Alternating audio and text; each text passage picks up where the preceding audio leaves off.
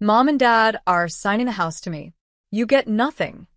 My sister announced it like a toast, standing at the head of the Thanksgiving table, wine glass raised, eyes glittering. Everyone cheered. Aunts clapped. Uncle Mark whistled. My mom beamed like she'd just won a pageant. My dad chuckled. Knife paused over the turkey. The dining room smelled like butter, garlic, and victory that wasn't mine. I smiled, folded my napkin, and said calmly, Dad, should I tell them or will you? His fork dropped. The sound cut through the laughter like a gunshot. My sisters had snapped toward me, smile cracking. Tell us what? She demanded. Hi, everyone, my name is Jordan Blake, I'm 31.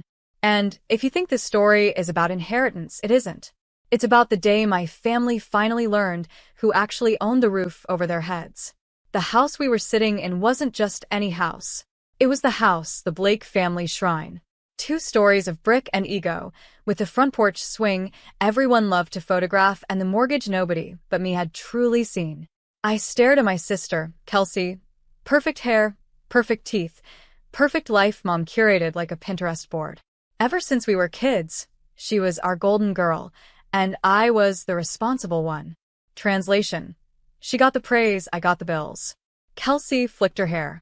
Seriously, Jordan, don't be weird. Mom and Dad just want everyone to know I'll be taking over. It's not personal. Not personal. Right. Beside her, Dad cleared his throat, eyes darting down to his plate. Mom's smile tightened a fraction. No one else noticed, but I did. I always did. Because 3 months before this dinner, there was another signing. No wine. No speeches. Just a bank office, a stack of papers, and my name going exactly where they thought hers would be. 3 months earlier, the house didn't smell like turkey and cinnamon. It smelled like panic. Dad had called me to his office. Well, the garage he'd converted into one because Mom didn't like the clutter inside. He'd paced the floor, hair messy, voice tight. Jordan, the bank denied our refinance. I frowned. Why? He handed me the letter. Missed payments. Penalties. A balloon balance they couldn't cover. The Golden Blake house, our Thanksgiving castle, was drowning. We need a cosigner, he said quietly. Kelsey? I asked, already knowing the answer. He laughed bitterly. Your sister? She can't cosign a Netflix password. So he turned to the child he didn't brag about. The one with a career. The one with a credit score. The one who never said no. Jordan, help us. Just help us keep the house. And like an idiot raised on responsibility and scraps of affection, I agreed. I met the loan officer. Sat in the stiff chair. Read every clause while Dad twitched beside me. Until I reached the final section. I blinked. Dad, this makes me primary owner. He froze. It's just wording. No. It wasn't. It meant the refinanced deed would list my name first, making me majority owner by legal default. Dad swallowed. It's temporary, but desperation has a smell. And I smelled it all over him. I signed. He signed. And the house became legally, undeniably mine. Dad knew. Mom knew. They just assumed I'd never say it out loud. That I'd stay silent like I always did. Back at Thanksgiving, my sister tapped her fork against her wine glass. Jordan, she snapped, stop dragging this out. What are you talking about? I leaned back in my chair and looked at Dad. Want to explain? I said softly. Or should I show them the paperwork? The table went silent, the kind of silence that pulls the air out of a room. Dad's face turned the color of old paper. Mom shot him a warning glare, the kind that said fix this before the guests notice. But the guests were already noticing. Uncle Mark raised an eyebrow. Aunt Linda stopped mid-green bean bite. Even the dog paused, as if sensing generational drama. Kelsey scowled. Dad? What is she talking about? Dad cleared his throat. It's complicated. No, it isn't, I said gently.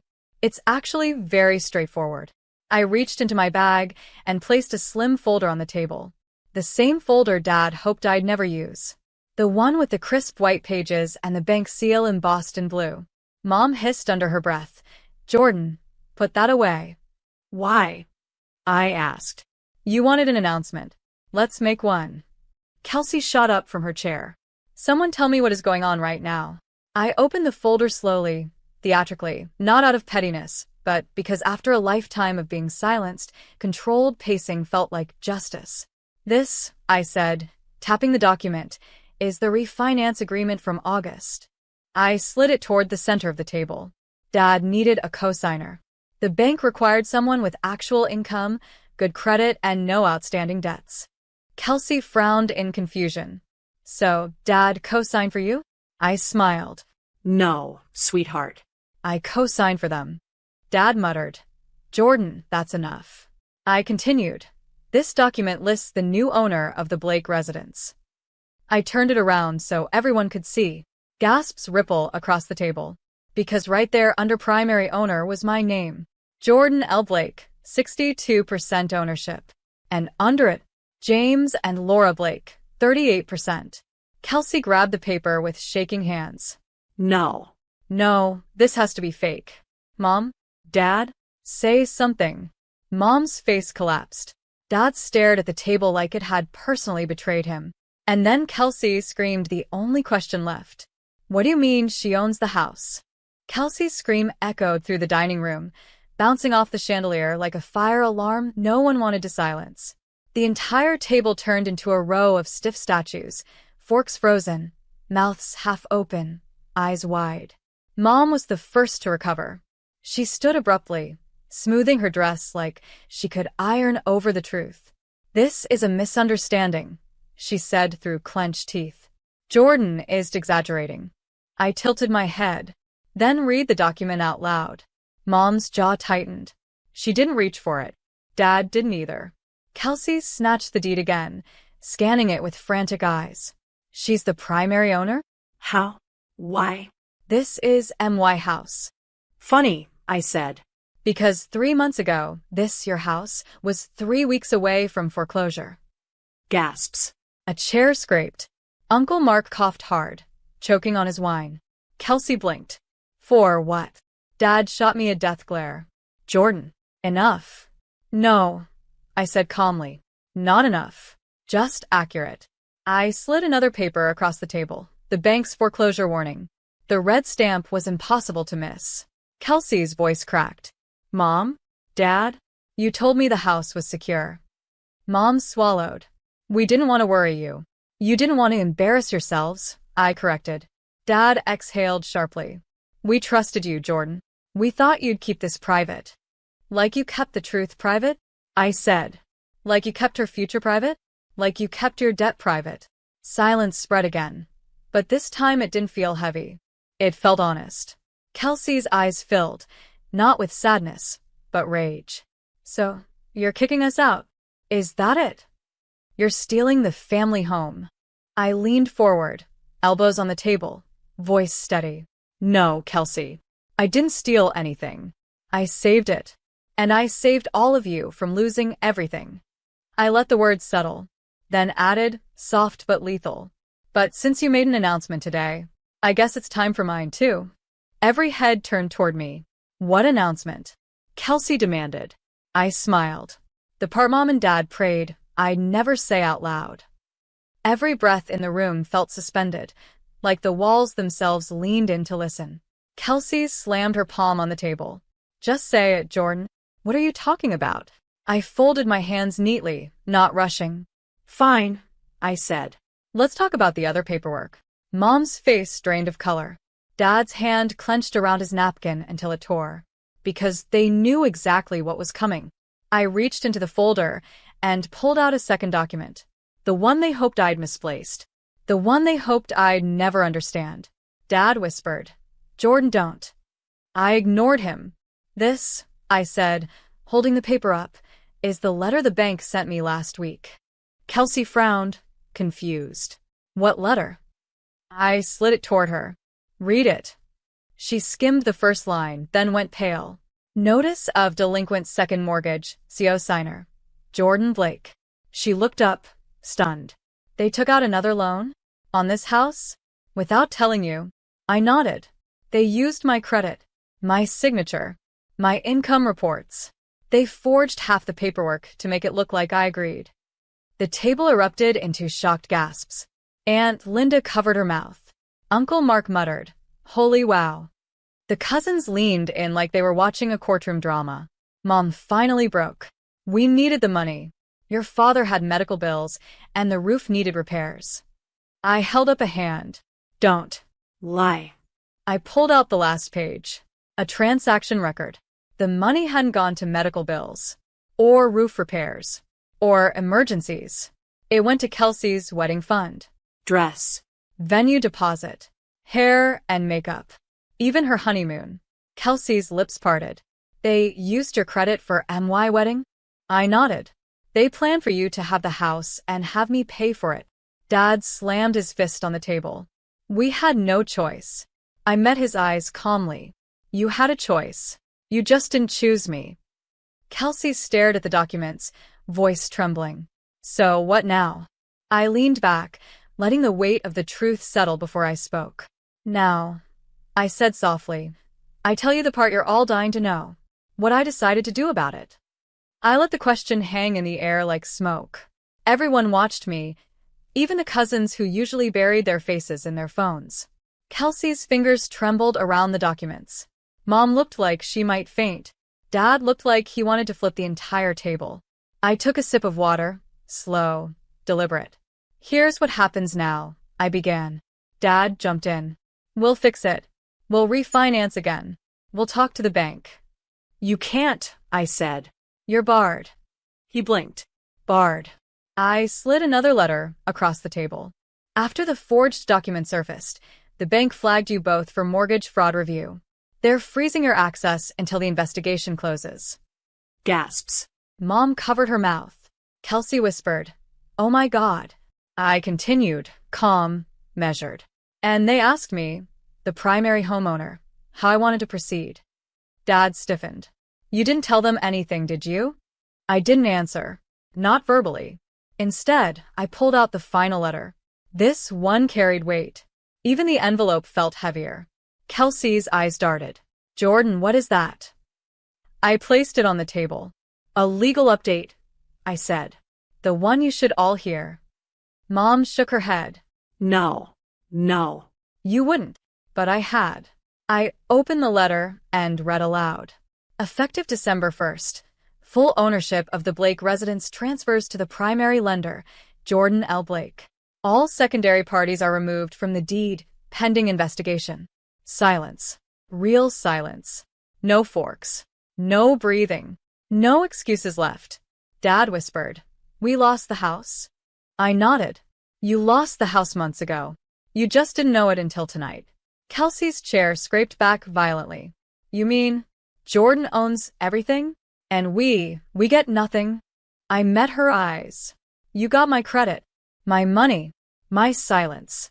Now you get consequences. Mom suddenly grabbed the edge of the table. You can't throw us out. This is our home. I leaned forward. Not anymore. Their faces twisted shock, disbelief, panic. And then I said the one sentence that broke the entire room. You have 30 days to move out. The room didn't breathe for a full 10 seconds. Kelsey's mouth opened, closed, opened again, like a fish yanked out of water. Mom stumbled back into her chair. Dad went red, then white, then something in between. You can't be serious, he whispered. Oh, I'm completely serious, I replied. 30 days. That's the legal notice. Kelsey slammed both hands on the table. This is MY house. My inheritance. They promised it to me. I tilted my head. Yes. They promised you something they didn't even own. Mom lunged for the paperwork, flipping through pages like the truth might magically change if she read fast enough. No judge will allow this. No bank will support this. They already have, I said. I slid the email printout across the table, the one from the bank's legal department. It said one thing. Primary owner retains full authority pending investigation. Dad clenched his jaw. You're doing this for revenge. No, I said softly. If I wanted revenge, I'd let the fraud charges finish. Then you'd have more than 30 days to worry about. Gasps rose again, louder this time. Uncle Mark wiped his forehead. Jesus, Jim, what did you do? Mom snapped. Stay out of this. He raised his hands. Hey, I'm just trying to figure out why your daughter has a legal case and you'll have a casserole dish. Kelsey turned to me, tears welling but anger stronger. You're punishing us. Admit it. I looked right at her. You humiliated me tonight. Publicly. You all assumed I was nothing. And you were comfortable taking from me as long as I stayed quiet. Silence again. Heavy. Real. Then I added, I didn't create this disaster. I just stopped cleaning it up. Dad whispered, voice cracking. Where will we go? I shrugged gently. Anywhere you like. Just not here. Kelsey pointed at me, shaking. You think you've won? You think this makes you the hero? I leaned closer. No. I don't need to be the hero. I just finally stopped being the doormat. Her face twisted with rage. This isn't over, she screamed. I smiled. Oh, but it is. Tomorrow, they would learn exactly how over it truly was. The next morning, the Blake house, once their kingdom, felt different. Lighter. Quieter. Like it finally knew the truth, too. I walked downstairs early, made coffee, and watched sunlight stretch across the living room carpet. It didn't feel like their space anymore. It felt like mine. For the first time since childhood, the walls didn't echo with criticism, comparison, or demands. Around 10 a.m., Grandpa pulled into the driveway. He stepped out slowly, cane in one hand, a small, proud smile on his face. I heard you told them, he said. Every word, I replied. He nodded. Good. They've taken from you long enough. We sat at the table, the same table where they announced I would get nothing. Now the documents lay neatly in front of him. He read through every page, every signature, every clause. When he reached the end, he exhaled.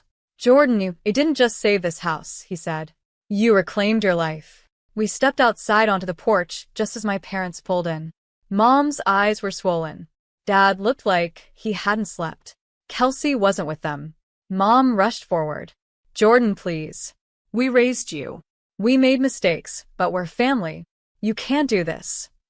I looked at her, really looked. Years of choosing my sister. Years of undermining me. Years of hiding their mess behind my backbone. I didn't do this to you, I said quietly. You did this to yourselves. Dad stepped forward.